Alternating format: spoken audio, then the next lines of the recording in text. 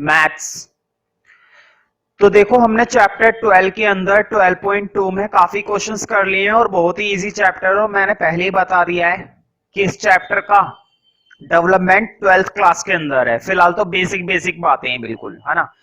तो स्टार्ट करते हैं। आई थिंक क्वेश्चन नंबर 3 तक हो गया था, क्वेश्चन नंबर 4 से अब हम स्टार्ट करेंगे। क्वेश्चन नंबर 4 पर टिक कर लो। पहली बात तो ये बिल्कुल इसी टाइप के क्वेश्चन 10th क्लास में भी होते हैं। मैं 10th क्लास के बच्चों से बोलता हूं कि वो 11th क्लास में भी उनको ऐसे क्वेश्चन करने को मिलेंगे, लेकिन वो मेरी बात पर यकीन नहीं करते। लेकिन तुम्हें तो करना चाहिए क्योंकि तुम्हारे सामने है। ठीक है, तो स्टार्ट करते हैं। और बहुत ही इंपॉर्टेंट क्वेश्चन है, ध्यान से समझना और सुनना और देखना और करना। समझ रहे हो ना।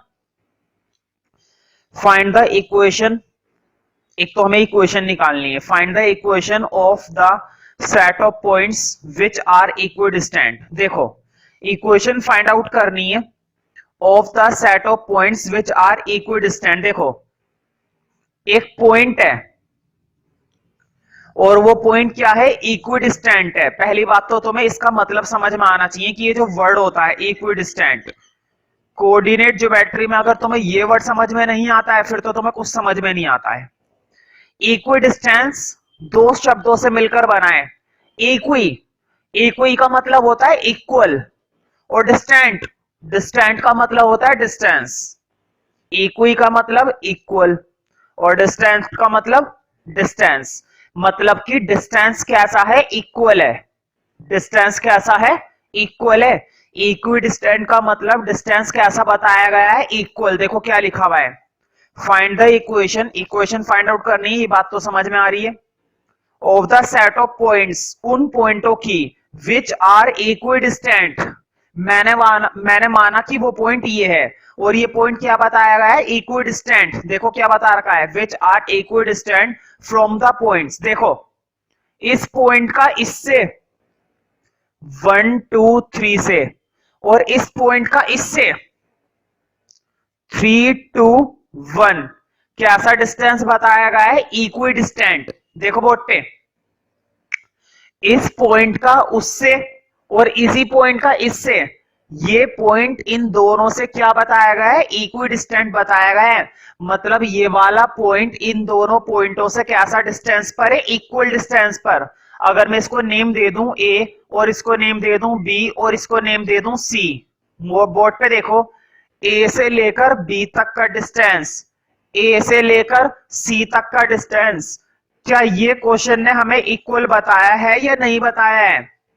ए से लेकर बी तक का डिस्टेंस और ए से लेकर सी तक का डिस्टेंस, क्या ये डिस्टेंस इक्विडिस्टेंट बताए हैं या नहीं बताए, बता रखे है ना। ए से लेकर बी ए बी और ए से लेकर सी ए सी, ये दो डिस्टेंस हमें इक्वल बता रखे हैं। लेकिन क्वेश्चन ये है कि हमें इक्वेशन फाइंड आउट करनी है, डिस्टेंस फाइंड आउट नहीं करना, इक्वेशन फाइंड आउट करनी है। तो देखो ए के कोऑर्डिनेट दिए क्या हमें, क्या क्वेश्चन ने हमें ए के कोऑर्डिनेट दे रखे हैं, नहीं। ए के कोऑर्डिनेट हम मानेंगे, मान लो एक्स वाई और जेड। मैंने ए के कोऑर्डिनेट क्या मान लिए भाई, एक्स वाई और जेड मान लिए, है ना। अब मुझे बताओ, लिखो according to question. According to question में क्या है, क्वेश्चन ने हमें ए बी का डिस्टेंस किसके बराबर बताया है, ए सी के। ये बात में कोई गलती तो नहीं लग रही, अगर मैंने ए बी को ए सी के बराबर रख दिया है तो इस बात में कुछ गलत तो नहीं लग रहा ना कि मैंने ए बी को ए सी के बराबर क्यों रख दिया, क्योंकि क्वेश्चन ने हमें क्या बताया था, इक्विडिस्टेंट। और इक्विडिस्टेंट का मतलब होता है इस पॉइंट से लेकर उस पॉइंट का डिस्टेंस और इस पॉइंट से लेकर इस पॉइंट का डिस्टेंस कैसा है, इक्वल है, इक्वल है। इसी टाइप के क्वेश्चन हमने 10th चैप्टर में भी करे थे, है ना। स्ट्रेट लाइन वाले चैप्टर में भी हमने ये क्वेश्चंस करे थे, इक्विडिस्टेंट वाले, मैंने वहां पर भी समझाया था। फर्क कितना है, वहां पर हमने 2 डायमेंशनल में करे थे, एक दो ही वेरिएबल थे एक्स और वाई, यहाँ पर 3 वेरिएबल है, एक्स वाई और जेड। तो देखो ए बी का डिस्टेंस निकालूंगा मैं, मुझे बताओ डिस्टेंस फॉर्मूला लगाएंगे, ए बी के डिस्टेंस के लिए डिस्टेंस फॉर्मूला, है ना, और ए सी के डिस्टेंस के लिए डिस्टेंस फॉर्मूला। दो बड़े बड़े रूट ही तो लगाने पड़ेंगे, ए बी के लिए ए बी का डिस्टेंस फॉर्मूला और ए सी के लिए ए सी का डिस्टेंस फॉर्मूला। मैं थोड़ी देर के लिए इस डायग्राम को रफ कर देता हूं क्योंकि मुझे क्या चाहिए, स्पेस। मैं तुम लोग के लिए ए का पॉइंट ऊपर लिख देता हूं। मुझे बताओ ए के कोऑर्डिनेट मैंने ये माने थे ना, एक्स वाई और जेड, है ना। अब तुम्हें डिस्टेंस बनाना आसान लगेगा। देखो बोर्ड पे ए बी, इधर देखो बोर्ड पे ए बी, ए से लेकर बी तक का डिस्टेंस निकालना है। देखो कितना आसान है, x माइनस 1 का स्क्वायर प्लस देखो y में से 2, y माइनस 2 का स्क्वायर। याद है ना डिस्टेंस फॉर्मूला लगा रहा हूं मैं। देखो मुझे थोड़ा सा स्पेस और चाहिए, और z में से 3 माइनस z माइनस 3 का स्क्वायर। ठीक है, यहां पर मैंने ए बी का तो डिस्टेंस बना दिया, अब ए सी का और बना है। बोर्ड पे देखो ए बी का तो बना दिया। बताओ क्या था फॉर्मूला? फॉर्मूला यही तो होता है, x2 माइनस x1 का स्क्वायर, y2 माइनस y1 का स्क्वायर, z2 माइनस z1 का स्क्वायर। समझ रहे हो ना, वही चीज लिखवाई है मैंने। x में से 1 का स्क्वायर, y में से 2 का स्क्वायर, z में से 3 का स्क्वायर। अगर तुम सोच रहे हो तो ऐसे करें, देखो बोर्ड पे 1 में से x का स्क्वायर, 2 में से y का स्क्वायर, 3 में से z का स्क्वायर, एक ही बात है, आंसर सेम आएगा। ठीक है, अब देखो मुझे स्पेस चाहिए, इसलिए मुझे सी पॉइंट भी रफ करना पड़ेगा। मैं एक काम करता हूं, मैं सी पॉइंट को ऊपर लिख देता हूं, देखकर। सी पॉइंट था हमारा 3 2 माइनस 1, है ना। और मैं एक काम करता हूं, बी को हटा ही देता हूं। क्यों लिखे कामे का?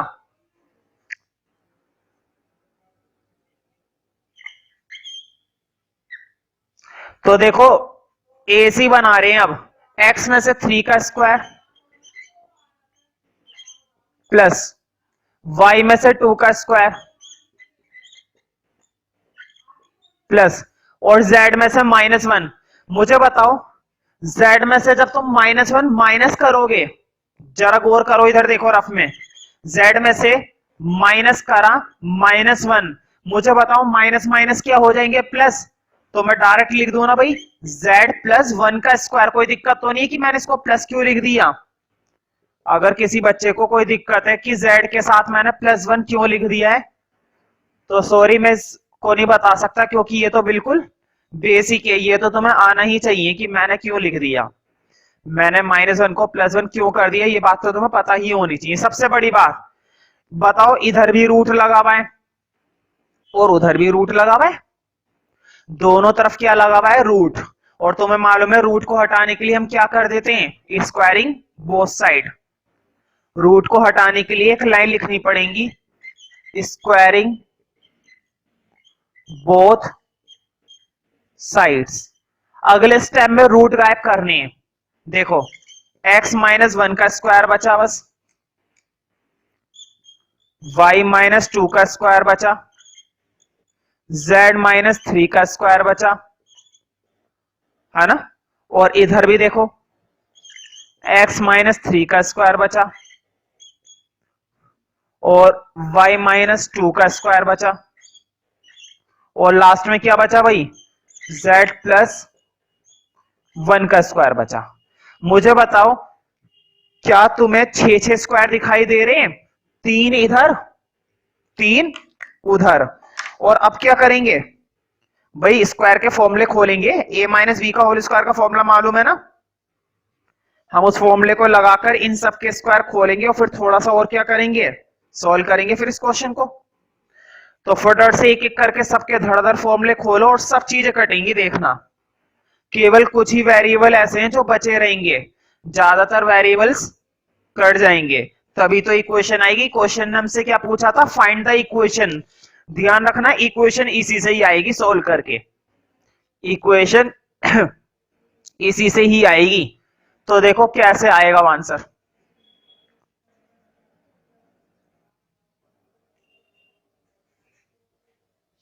देखो x माइनस 1 का स्क्वायर, मुझे बताओ a माइनस बी का होल स्क्वायर बताने की तो जरूरत नहीं है ना। A square plus B square minus 2ab, ध्यान रखना ये term, A square plus B square minus 2ab।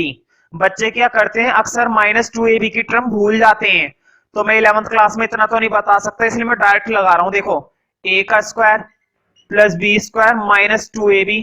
ये तो नहीं पूछोगे ना कि ये 2x कहां से आया, ये 2ab वाली टर्म है।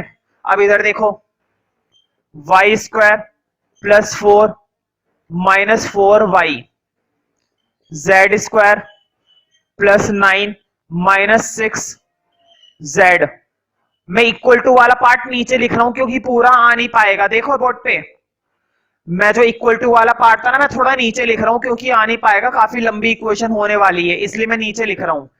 एक्स का square plus 9 minus 6x, Y का square plus 4 minus 4y, z का स्क्वायर प्लस 1 प्लस 2z।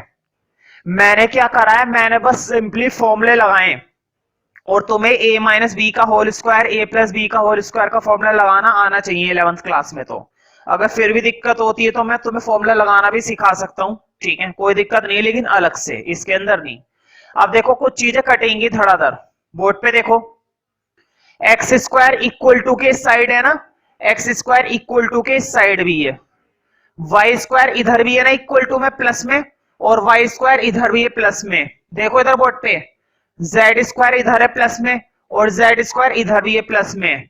जब भी इक्वल टू के इधर और इक्वल टू के इधर दोनों टर्म सेम होती हैं, ध्यान से सुनो, जब भी इक्वल टू के एक्स स्क्वायर और इक्वल टू में इधर एक्स स्क्वायर, जब भी ये टर्म सेम है तो वो आपस में कट जाएंगी क्योंकि दोनों के साइन सेम है। देखो एक्स स्क्वायर वाई स्क्वायर और Z square, X square Y square और जेड स्क्वायर, ये तीनों टर्म कटेंगी। ये भी गया और ये भी गया, तीनों टर्म कट गई। अब जो जो बचा है वो उतारेंगे। देखो वट पे एक्स स्क्वायर इधर प्लस का था, एक्स स्क्वायर इधर प्लस का था।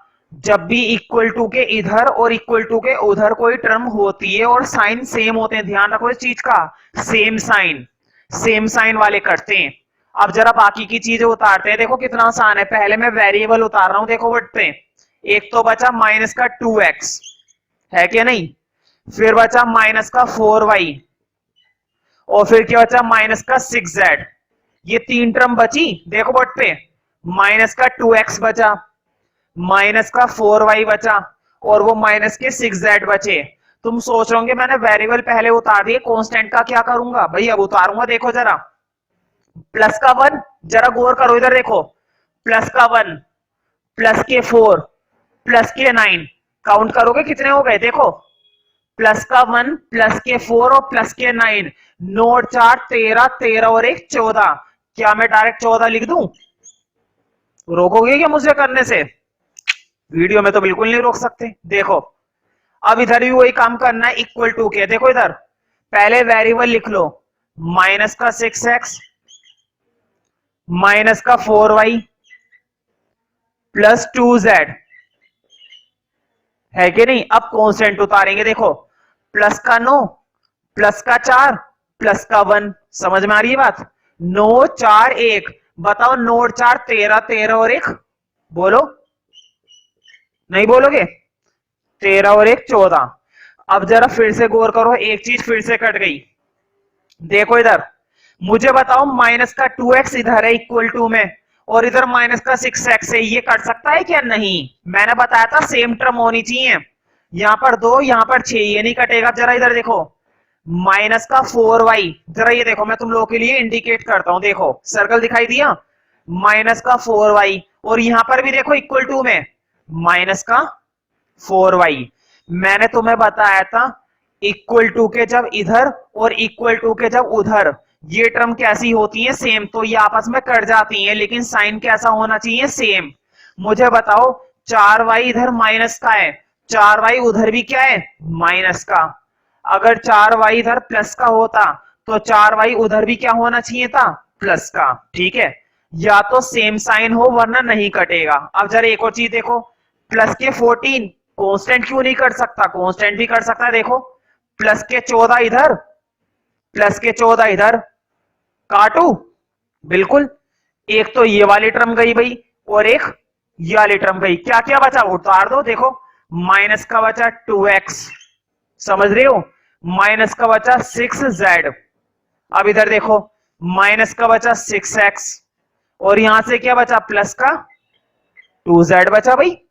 देखो इधर मैं रिपीट कर देता हूं, माइनस का 4y आपस में कट गया, प्लस के 14 और प्लस के 14 ये भी आपस में कट गए। यहां से बचा माइनस 2x माइनस 6z, यहां से बचा माइनस 6x प्लस 2z, ठीक है। अब जरा उन दोनों को इधर ले आओ। देखो दो ही तरीके हैं, या तो उन दोनों को इधर ले आओ या फिर इन दोनों को उधर ले जाओ, एक ही बात है, जैसे करना है वैसे कर लो। मैं क्या कर रहा हूं, मैं उन दोनों को इधर ला रहा हूं, मैं उन दोनों टर्म्स को इधर लेकर आ रहा हूं। जरा गौर करना, माइनस का 6x इधर आके क्या हो जाएगा, प्लस, और प्लस का 2z इधर आके क्या हो जाएगा, बोलो, माइनस। माइनस का 6x इधर आके क्या हो जाएगा, प्लस, और प्लस का 2z इधर आके क्या हो जाएगा, माइनस। अब जरा काट पीट मचाते हैं भाई, वैसे तो इतनी देर से वही मचा रहे हैं।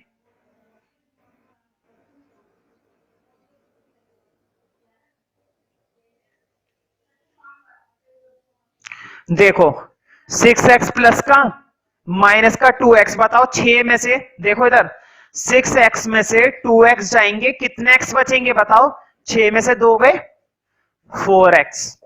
अब जरा इधर देखो, माइनस का 6z माइनस के 2z, माइनस माइनस क्या होते हैं प्लस, लेकिन साइन आएगा माइनस का।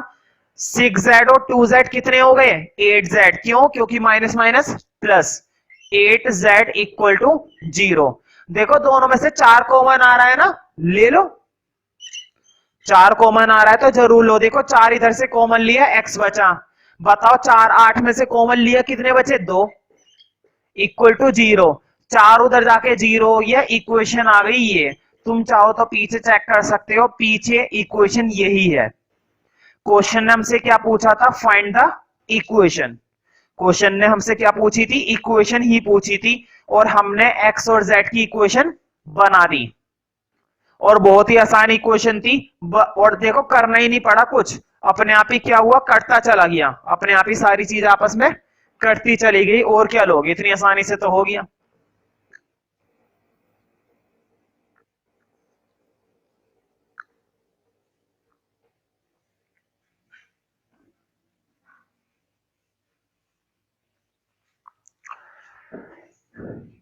नेक्स्ट क्वेश्चन देखते हैं, क्वेश्चन नंबर 5। देखो क्वेश्चन नंबर 5 भी बिल्कुल इसी टाइप का है, ये तो मैं खुद से करना है, मैं तुम्हें हिंट दे देता हूं। देखो find the equation of the set of point, इस बार वो पॉइंट क्या बता रखा है, P, है ना। इस बार उन्होंने खुद क्या दे दिया, नाम दे दिया। पिछले क्वेश्चन में क्या पॉइंट का नाम दे रखा था, नहीं, कोई बात नहीं, हमने तो तब भी ले लिया था। इस बार उन्होंने दे दिया P। देखो the sum of whose distance from A, देखो इस पॉइंट का ए से और इस पॉइंट का बी से, इस बार क्या बोला है, देखो क्या लिखा हुआ है, the sum of whose distances from A, इस पॉइंट का ए से और इस पॉइंट का बी से, दोनों का डिस्टेंस का सम, देखो क्या लिखा हुआ है, द सम। इसका मतलब ये हुआ पी से लेकर ए तक का पी ए, और पी से लेकर बी तक का पी बी, दोनों का सम कितना दे रखा है 10। क्या दोनों डिस्टेंस का सम हमें 10 दिया गया है या नहीं दिया गया है, दिया गया है ना। देखो क्या लिखा हुआ है, मैं तुम लोगों के लिए फिर से पढ़ता हूं। Find the equation of the set of points P, the sum of whose distances from A and B, इस पॉइंट का A से और B से, दोनों से डिस्टेंस का सम कितना बता रखा है 10। A से लेकर P और B से लेकर P, AP और BP दोनों का सम कितना बता रखा है 10। दोनों डिस्टेंस का सम कितना बता रखा है 10। अब तुम्हें मालूम है ना, P तो हमें दे नहीं रखा है, तो P को क्या मानेंगे, X, Y और Z। देखो ध्यान से, जब तुम X, Y, Z मानोगे तो देखो PA के अंदर डालना, PA बनाने के लिए क्या करोगे, वही फॉर्मूला बना के, डिस्टेंस फॉर्मूले से एक तो PA का डिस्टेंस बनाओ और PB का डिस्टेंस बनाओ डिस्टेंस फॉर्मूले से, और फिर उस दोनों डिस्टेंस फॉर्मूले को सॉल्व करेंगे और इक्वेशन अपने आप ही आ जाएगी। तो बहुत आसानी से इक्वेशन हो सकता है। तो मैं चाहता हूं कि इस क्वेश्चन को तुम एक बार घर से खुद ट्राई करो, पहले तो PA का डिस्टेंस बनाना और फिर PB का डिस्टेंस बनाना, ठीक है, और फिर उसको प्रॉपर तरीके से सॉल्व करना, हो जाएगा।